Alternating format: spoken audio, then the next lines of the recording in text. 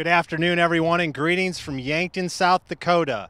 We are here at the NFA National Headquarters for the First Dakota Classic and the NFA 3D Unmarked National Championships.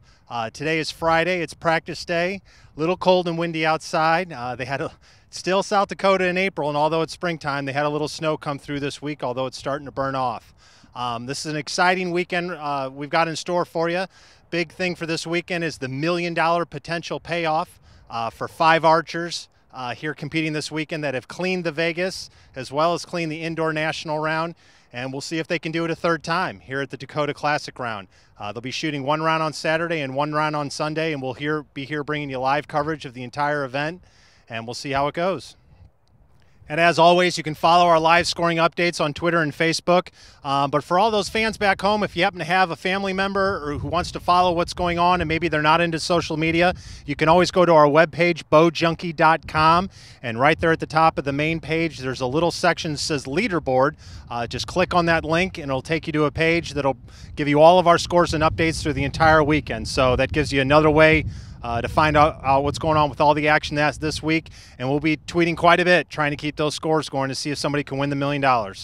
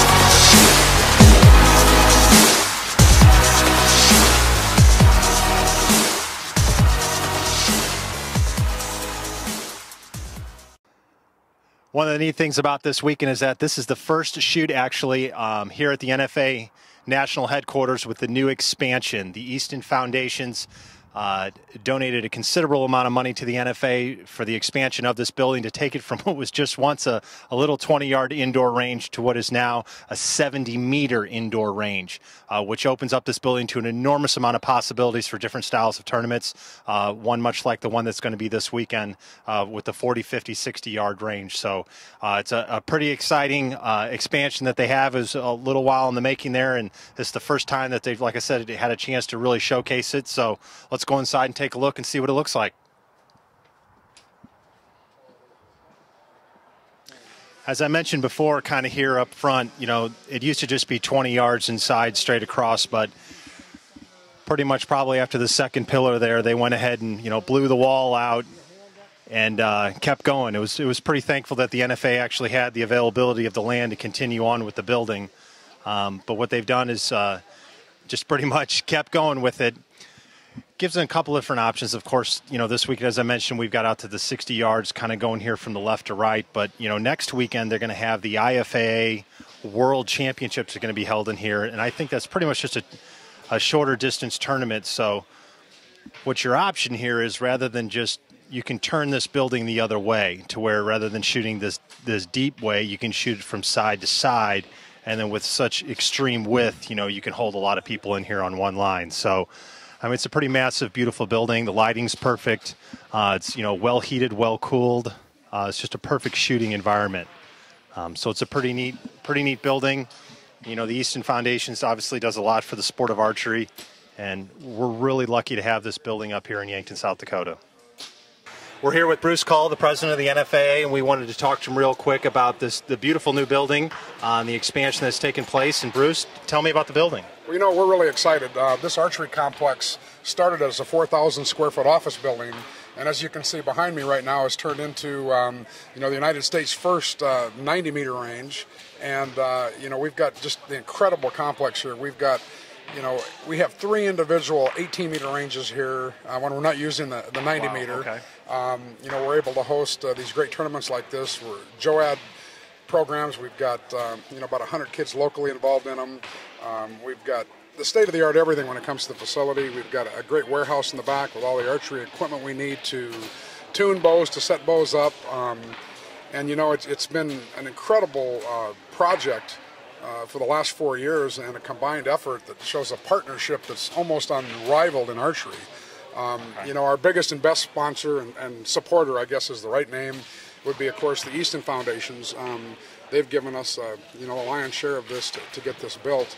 And then, of course, the NFA itself came up with a lot of the money, and then the partnership gets really crazy. We've got the state involved, the Governor's Office of Economic Development. Okay. We've got a local progressive growth economic development company. We've got the city, the county, Boy Scouts, the Archery Trade Association, and the list just goes on and on and on. And it was a partnership that just worked out very well, just to help expand the sport of archery. So we're very excited. This is kind of our debut shoot. We were lucky last summer to do kind of a soft opening with the Paralympians that were here, okay. And they got to train right prior to London, so that was kind of neat. And that was kind of the first one. Now we're full force, and we're getting going, and we're really excited about it. And so I'd also heard rumors that there's a museum here, or potentially a museum? Yeah, that's correct. And it's interesting in the corporate world to kind of explain what's going on here. The NFA is the name that everybody relates to. And technically speaking, this is owned by the NFA Foundation, okay. Which is just what that is. It's a non-profit foundation that's a public charitable organization that supports the NFAA. Okay. So that's kind of what it is, and we've got a museum. One of the biggest objectives that the foundation had in its infancy was scholarships and a museum. And we've allocated about 2,000 square feet for the museum. We've got equipment that goes back to our formation in 1939. Wow. And we've probably got 300-400 recurve bows. We've got all sorts of archery paraphernalia. We've got trophies, records, all sorts of history. And we're going to be working with our local university here and their art department to get all the neat stuff put in there to have a museum that at least when 500, 1,000 people come like this, they can see it, and the local community can see it, and people traveling through here can. So it's the museums are going to be a really neat part. It's kind of the last phase of finishing up the whole complex. Okay, so how can people help the NFA Foundation out? And that's something that we look for all the time. Our magazine has all the information to make donations, and you can earmark those specifically for the museum or for scholarships. But, basically, if you go to our website, which is nfausa.com, that's the place where you'll find all the information. But, anything you want to donate is tax deductible, and it's appreciative. We're launching a new program in the fall that will be a real neat thing that people can get involved for a small amount up to a big amount and get some recognition right here in the facility too, with tiles with their names and that type of thing. So we're kind of excited for that, and we'll keep everybody informed as that progresses. Okay, it sounds like a great way to help out, and thank you very much for your time. You bet. Thank you guys.